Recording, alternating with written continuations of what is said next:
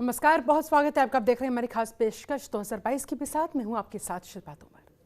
UP विधानसभा चुनाव 2022 जैसे जैसे पास आता जा रहा है, वैसे वैसे सभी राजनीतिक दल जातीय समीकरणों को और जीत की रणनीति को बनाने में जुट गए हैं, इन्हें साधने में जुट गए हैं। सभी राजनीतिक पार्टियां अपने नए नए वादे, नए नए दावों के साथ जनता को रिझाने की कोशिश में लगे हुए। गोंडा जिले में भी चुनावी सरगर्मियां तेज होती हुई। क्या चौराहा, क्या चौपाल, गोंडा में हर जगह इन दिनों राजनीतिक चर्चाएं आम हो चुकी हैं। कोई किसान निधि के फायदे गिनाने में लगा है, तो किसी के लिए आवारा पशुओं से होने वाला नुकसान बड़ा मुद्दा है।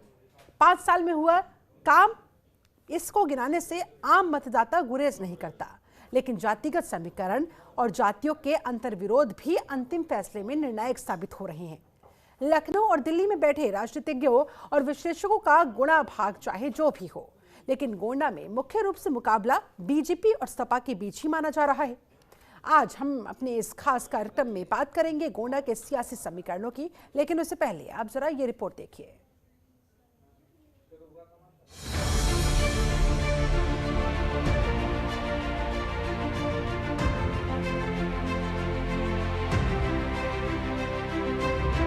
उत्तर प्रदेश विधानसभा चुनाव 2022 की तैयारियां शुरू हो चुकी हैं। राजनीतिक दल अपने अपने सियासी दांव लगाने में जुटे हैं। वहीं यूपी के गोंडा जिले की बात करें तो यहाँ सभी राजनीतिक दलों में टक्कर जोरदार रही। यहाँ एक ओर बीजेपी है तो दूसरी ओर सपा। और पिछले 2 चुनाव इसी के परिचायक भी हैं। जहाँ एक ओर 2017 में बीजेपी ने क्लीन स्वीप किया था, तो वहीं 2012 में सपा ने 7 में से 6 सीटों पर कब्जा जमाया था। इस बार कौन किसको शह मात देता है, देखना होगा। क्या है गोंडा का इतिहास? हिमालय के शिवालिक पर्वतमाला और भगवान राम की जन्मस्थली अयोध्या के बीच में स्थित गौनर्द भूमि पर विसेन क्षत्रिय राजा मान सिंह ने 400 साल पहले गोंडा नगर की स्थापना की। मान्यता के अनुसार अयोध्या के राजा दशरथ की यहाँ गाय चरा करती थी, जिस कारण इसका नाम गौनर्द पड़ा। यही गौनर्द बाद में गोंडा बन गया। प्राचीन काल में इस जिले के वर्तमान भूभाग पर श्रावस्ती का अधिकांश भाग और कौशल महाजनपद फैला हुआ था। यहीं पर महात्मा गौतम बुद्ध ने करीब 21 साल तक प्रवास किया। 1856 में ब्रिटिश सरकार के आदेश से अवध शासक के नियंत्रण में आया, तो इसे बहराइच जिले से अलग करके गोंडा जिला बना दिया गया। जिले में क्या है समस्याएं? गोंडा देश के लगभग सभी बड़े शहरों से रेल मार्ग के जरिए जुड़ा हुआ है। यहाँ की अधिकतर आबादी किसानी पर निर्भर है। रेल परिवहन की अच्छी सुविधा होने के बावजूद राजनीतिक इच्छा शक्ति के अभाव में यहाँ ना तो उद्योग धंधे को बढ़ावा दिया जा सका है और ना ही लोगों के जीवन स्तर में ही सुधार की व्यवस्था हो पाई। मजबूर होकर हजारों युवाओं को आजीविका के लिए दिल्ली, मुंबई जैसे शहरों की ओर पलायन करना पड़ता है। ऐसे में 2022 के चुनाव में यहाँ बेरोजगारी और पलायन अहम मुद्दे होंगे। यहाँ सभी पार्टियां इन्हीं मुद्दों को लेकर अपने उम्मीदवारों को चुनाव में उतारेंगे और किसको यहाँ से जीत का स्वाद चखने को मिलेगा, ये देखना होगा। ब्यूरो रिपोर्ट, जनतंत्र टीवी। उत्तर प्रदेश विधानसभा चुनाव 2022 का महाकुंभ शुरू हो चुका है। सभी पार्टियां अपनी अपनी पृष्ठभूमि तैयार करने में लग गई है। गोंडा में बीजेपी, सपा, बसपा में कड़ी टक्कर रहती है, लेकिन आगामी चुनाव में भी बीजेपी, सपा में कांटे की टक्कर मानी जा रही है। गोंडा जिले में 7 विधानसभा सीटें हैं। कल हमने बात की थी गोंडा जिले की 3 सीटों की, जिनमें कटरा, बाजार, गोंडा और करनैलगंज शामिल थे। आज हम बात करेंगे गोंडा जिले की बाकी की 4 सीटों की, जिनमें तरबगंज, मनकापुर, मेहनौन और गौरा शामिल है।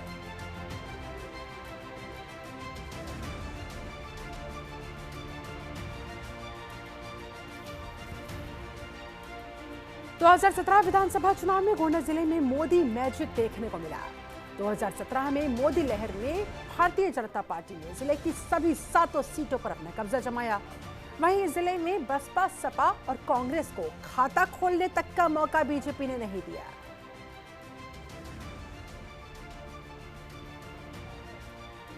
– 2012 विधानसभा चुनाव में गोंडा जिले में सपा की साइकिल दौड़ी और 2012 चुनाव में सपा को 7 में से 6 सीटों पर कामयाबी हासिल हुई। वहीं जिले में बाकी बची एक सीट जो बीजेपी के खाते में गई, जबकि कांग्रेस और बसपा वही की वहीं शून्य पर ही अटकी रही। इन्हें खाता तक खोलने का मौका नहीं मिल पाया। 2017 में तरबगंज सीट पर चुनाव हुआ। इस बार बीजेपी और सपा के बीच कांटे की टक्कर हुई, लेकिन 2017 में इस सीट पर मोदी लहर का असर देखने को मिला। इस सीट पर कमल खिला। यहां बीजेपी प्रत्याशी प्रेम नारायण पांडे ने जीत हासिल की। सपा के विनोद कुमार सिंह को 38,442 वोटों से करना पड़ा हार का सामना। 2012 में तरबगंज सीट पर पहला चुनाव हुआ था। इस चुनाव में समाजवादी पार्टी के अवधेश कुमार सिंह ने जीत हासिल की थी। अवधेश कुमार सिंह की टक्कर बसपा के रामभजन चौबे के साथ हुई। इस चुनाव में अवधेश कुमार सिंह को 52,395 वोट मिले, जबकि बसपा के रामभजन चौबे को मिले 45,215 वोट। समाजवादी पार्टी के अवधेश कुमार सिंह ने 5,180 वोट से जीत दर्ज की। और आइए अब बात तरबगंज विधानसभा सीट के इतिहास की करते हैं। इस सीट का नाम बाहुबली नेताओं के लिए लिया जाता है। जाना जाता है बीजेपी सांसद बृजभूषण शरण सिंह, पूर्व मंत्री रमापति शास्त्री, विनोद कुमार सिंह, राम बहादुर सिंह का भी एक क्षेत्र कहा जाता है। तरबगंज विधानसभा सीट परिसीमन के बाद साल 2008 में अस्तित्व में आई। इसके बाद इस सीट पर अब तक 2 चुनाव हुए। 2012 में जहां इस सीट पर पहला चुनाव हुआ था, जिसमें सपा ने अवधेश कुमार सिंह को अपना प्रत्याशी घोषित किया था और इस सीट पर उन्होंने जीत दर्ज की थी। सपा का परचम लहराया था उस समय। उन्हें मिले थे 52,395 पद, जबकि बसपा के रामभजन चौबे दूसरे स्थान पर रहे। उन्हें मिले 45,215 वोट। सपा प्रत्याशी ने सभा से 5,180 मतों के अंतर से बसपा प्रत्याशी को शिकस्त देने में कामयाबी हासिल की। 2017 में इस सीट पर बीजेपी के प्रत्याशी प्रेम नारायण पांडे खड़े हुए। उन्होंने जीत हासिल की। उन्होंने सपा के विनोद कुमार सिंह को 38,442 वोटों के भारी अंतर से हराने में कामयाबी हासिल की। अब 2022 के विधानसभा चुनाव में इस सीट पर भारतीय जनता पार्टी को सपा से मिल रही मजबूत चुनौती का सामना भी करना पड़ रहा है। वही बात अगर इस सीट के जातीय समीकरणों की करें तो इस सीट पर ठाकुर मतदाताओं की संख्या सबसे ज्यादा है। दूसरे नंबर पर फिर ब्राह्मण मतदाता आ रहे हैं। इसलिए इस सीट पर ठाकुर और ब्राह्मण प्रत्याशियों के पक्ष में ही जीत का समीकरण जाता है। इस सीट पर 22% ब्राह्मण मतदाता है जो इस सीट पर निर्णायक भूमिका में रहते हैं। इस सीट पर 25% ठाकुर मतदाताओं की संख्या, इसे भी इग्नोर नहीं किया जा सकता। 21% ओबीसी मतदाताओं की संख्या, 17% दलित हैं और 10% मुस्लिम समुदाय से भी वोटर्स हैं। इस सीट पर कुल 3,52,432 मतदाता हैं, जिनमें 1,90,720 पुरुष मतदाता हैं, तो वहीं 1,61,700 मतदाता महिलाएं हैं।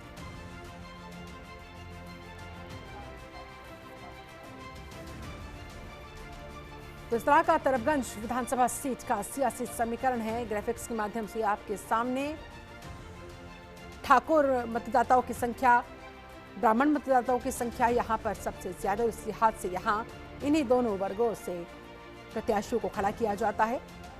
2008 के परिसीमन के बाद ये सीट अस्तित्व में आई। इस सीट पर अब तक 2 चुनाव हुए हैं, 2012 में और 2017 में।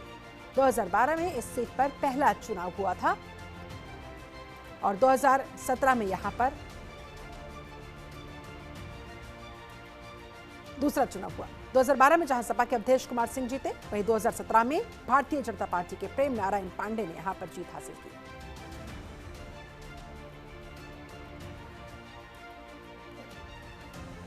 मनकापुर सीट पर 2017 में मोदी लहर का असर देखने को मिला। 2017 में यहां कमल खिला और बीजेपी को जीत हासिल हुई। इस सीट से बीजेपी के रमापति शास्त्री विधायक चुने गए। वहीं बसपा के रमेश चंद्र को यहां पर हार नसीब हुई। रमापति शास्त्री ने रमेश चंद्र को 60,161 वोटों के अंतर से हराया।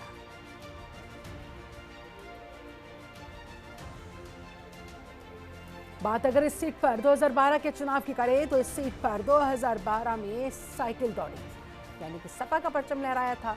ये सीट सपा की झोली में गई थी। सपा के बाबूलाल यहां से जीते, विधानसभा पहुंचे। बसपा के रमेश चंद्र को 27,170 वोटों के अंतर से करना पड़ा था 2012 में हार का सामना। मनकापुर विधानसभा सीट पर आजादी के बाद से लंबे समय तक कांग्रेस का राज रहा है। एक जमाना था जब यहां के राजा कुंवर आनंद सिंह का पूरे पूर्वांचल में कांग्रेस का टिकट बांटने में महत्वपूर्ण भूमिका रहती थी। 1967 तक इस घराने के पास विधानसभा की सीट रहा करती थी, लेकिन सीट आरक्षित होने पर राजघराना सीधे तौर पर चुनावी मैदान से दूर हो गया। लेकिन बावजूद इसके राजघराने ने जिसको आशीर्वाद दिया वही यहाँ पर जीत दर्ज कराता रहा। मनकापुर सीट से राम विष्णु आजाद 6 बार विधायक चुने गए। आजाद ने अपना सियासी सफर और विधानसभा की सीढ़ियां तो कांग्रेस का दामन पकड़कर चढ़ी थी, लेकिन बाद में वो फिर समाजवादी पार्टी से जुड़ गए, वहां सपा से चुनाव जीतते रहे। इस सीट पर साल 1993 में कांग्रेस के राम विष्णु आजाद विधायक बने। इस सीट पर साल 1996 में सपा के टिकट पर फिर राम विष्णु आजाद फिर से चुनाव जीते, लेकिन इस बार पार्टी दूसरी थी। इस सीट पर 2002 में हुए चुनाव में राम विष्णु आजाद ने फिर से सपा का दामन थामा और इस सीट पर लगातार तीसरी बार हैट्रिक जमाते हुए कब्जा जमा लिया। फिर साल आया 2007 का, जब चुनाव में इस सीट पर सपा के टिकट पर राम विष्णु आजाद चौथी बार विधायक चुने गए, विधानसभा पहुंचे। फिर साल आया 2012 का, जब इस सीट पर सपा के बाबूलाल विजयी हुए। 2017 में इस सीट पर बीजेपी की फिर जीत हुई। बीजेपी के रमापति शास्त्री चुन लिए गए, विधायक बन गए। बात अगर इस सीट पर जातीय समीकरणों की करें तो इस सीट पर सबसे ज्यादा ब्राह्मण मतदाताओं की संख्या है, वो है 93,000 के करीब। 36,000 ठाकुर मतदाता भी है, 38,000 मुस्लिम मतदाता। पिछड़ी जातियों के मतदाता है यहाँ पर तकरीबन 68,000, अनुसूचित जाति 26,000 और अन्य 16,000 मतदाता।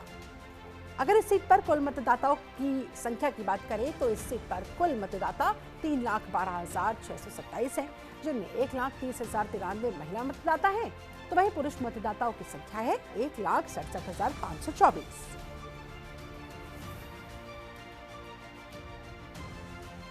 कुछ इस तरह का तो मनकापुर का सियासी समीकरण रहा है। ग्राफिक्स के माध्यम से आपके सामने साल 2012 में इस सीट पर समाजवादी पार्टी का ही परचम लहराया था। जमकर साइकिल यहाँ पर दौड़ी थी, सपा के बाबूलाल यहाँ पर विजयी हुए थे।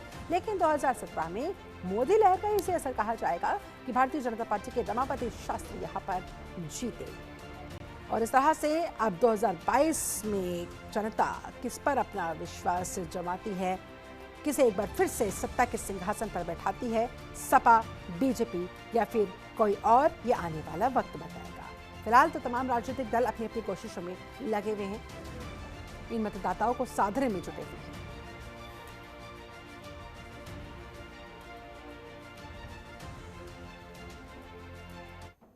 चलिए इसी के साथ फिलहाल वक्त छोटे से ब्रेक का, लौटते हैं जल्द। साल 2017 में इस सीट पर मोदी लहर का असर देखने को मिला। 2017 में इस सीट पर कमल खिला। बीजेपी के विनय कुमार यहां से चुनाव जीतकर विधानसभा पहुंचे। वहीं बसपा के अरशद अली खान को इस सीट पर हार का सामना करना पड़ा।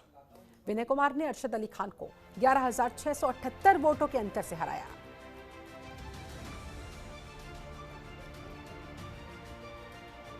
अब बात करेंगे 2012 की, जब इस सीट पर साइकिल दौड़ी और जीत सपा की झोली में जा गिरी। जहां समाजवादी पार्टी की नंदिता शुक्ला ने यहां पर जीत हासिल की, वहीं बसपा के अरशद अली को यहां करना पड़ा हार का सामना। हार का मुंह उन्हें देखना पड़ा। नंदिता शुक्ला की बात करें तो उन्होंने अरशद अली खान को 14,855 वोटों के अंतर से हराया। ये बात है साल 2012। और आइए मेहनौन विधानसभा सीट के इतिहास पर डालते हैं एक नजर।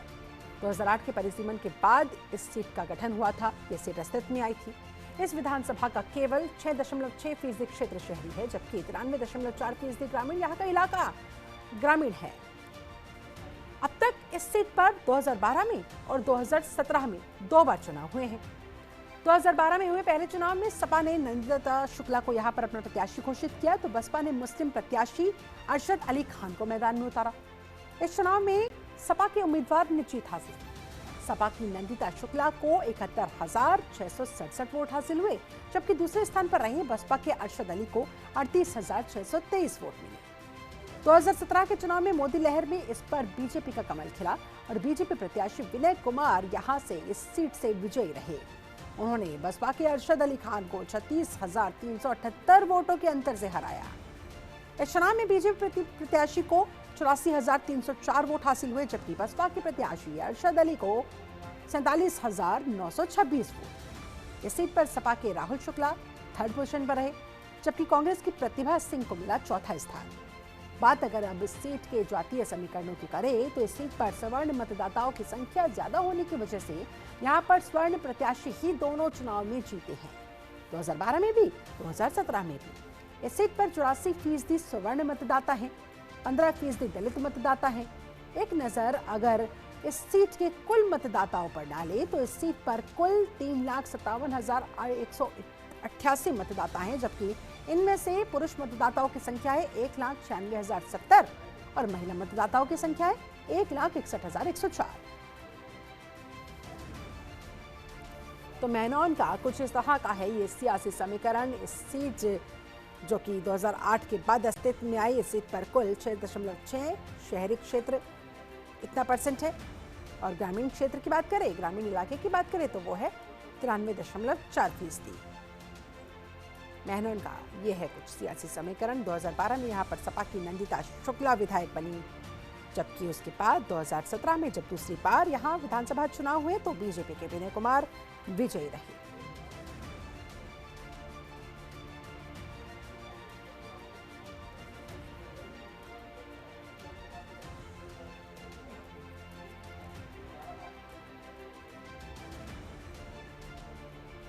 उधर गौरा विधानसभा सीट में 2017 चुनाव में बीजेपी ने जीत दर्ज की।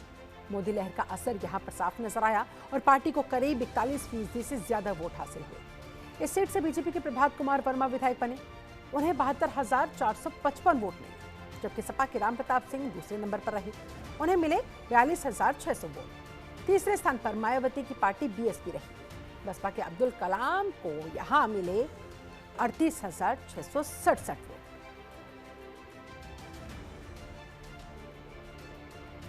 तो 2012 में गौरा सीट पर सपा और कांग्रेस के बीच सीधा मुकाबला देखने को मिला, जिसमें सपा के उम्मीदवार कुंवर आनंद सिंह ने जीत दर्ज कराई। उन्होंने कांग्रेस उम्मीदवार अब्दुल कलाम मलिक को 7,095 वोटों से हरा दिया। उस समय बीएसपी के उम्मीदवार प्रभात कुमार वर्मा रहे थर्ड पोजीशन पर। तीसरे स्थान से ही उन्हें संतोष करना पड़ा।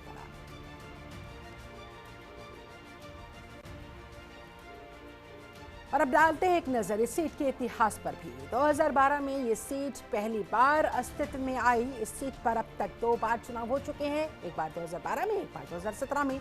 नजर अगर यहां पर 2012 के परिणाम पर डाले तो सपा और कांग्रेस में सीधी टक्कर देखने को मिली थी। इस चुनाव में सपा के कुंवर आनंद सिंह को 42,773 वोट मिले, जबकि दूसरे स्थान पर कांग्रेस के अब्दुल कलाम मलिक रहे, इनको मिले 35,767 वोट, जबकि बसपा के प्रत्याशी रहे प्रभात कुमार वर्मा को 32,000 से अधिक वोट के साथ तीसरे नंबर पर संतोष करना पड़ा। अगर 2017 चुनाव के नतीजों पर नजर डालें तो इस सीट पर बीजेपी से प्रभात कुमार वर्मा 72,455 वोट पाकर बड़ी जीत दर्ज कराने में कामयाब रहे, जबकि सपा से राम प्रताप सिंह सेकंड पोजीशन पर रहे। 42,600 वोट उनके हिस्से में आए।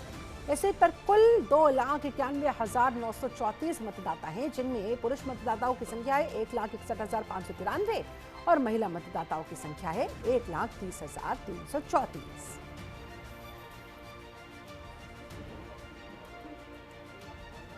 तो कुछ इस तरह का गौरा विधानसभा सीट का ये सियासी समीकरण जो ग्राफिक्स के माध्यम से है आपके सामने। 2012 में, 2017 में 2 बार परिसीमन के बाद इस सीट के अस्तित्व में आने के बाद यहाँ चुनाव हुए हैं। कुल 2,91,934 यहाँ पर मतदाता हैं। पुरुष मतदाताओं की संख्या भी अच्छी खासी, महिला मतदाताओं की संख्या भी अच्छी खासी। इसके अलावा अब इस विधानसभा सीट पर अगली दफा यानी कि साल 2012 के विधानसभा चुनाव में कौन सा दल बाजी मार ले जाता है, ये देखने वाली बात है। 2012 में जहां सपा और कांग्रेस के बीच जोरदार टक्कर थी, लेकिन जीत आखिरकार सपा को मिली। और 2017 में जाहिर तौर पर बीजेपी की जबरदस्त लहर थी, मोदी लहर थी। ये सीट गई सीधे बीजेपी के खाते में। अब 2022 में जनता किस पर विश्वास जताएगी, जनता किसे अपना बहुमूल्य वोट देकर आएगी, ये आने वाला वक्त बताएगा।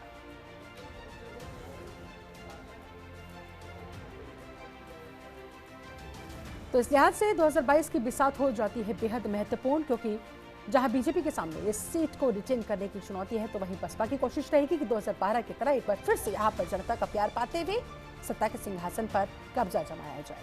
लेकिन आखिरकार होगा क्या, अभी कहना जल्दबाजी होगा। फिलहाल कोशिशें तमाम हो रही है, तमाम राजनीतिक दल एड़ी चोटी का जोर लगाते हुए किसकी जोर आजमाइश कितना रंग लाएगी, ये आने वाला वक्त बताएगा।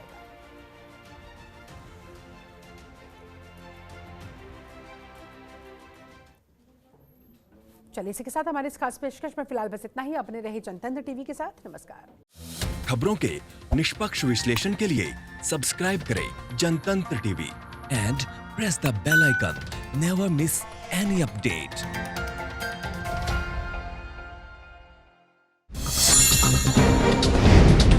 डाउनलोड कीजिए जनतंत्र टीवी ऐप को, जो कि अवेलेबल है गूगल प्ले और ऐप स्टोर पर।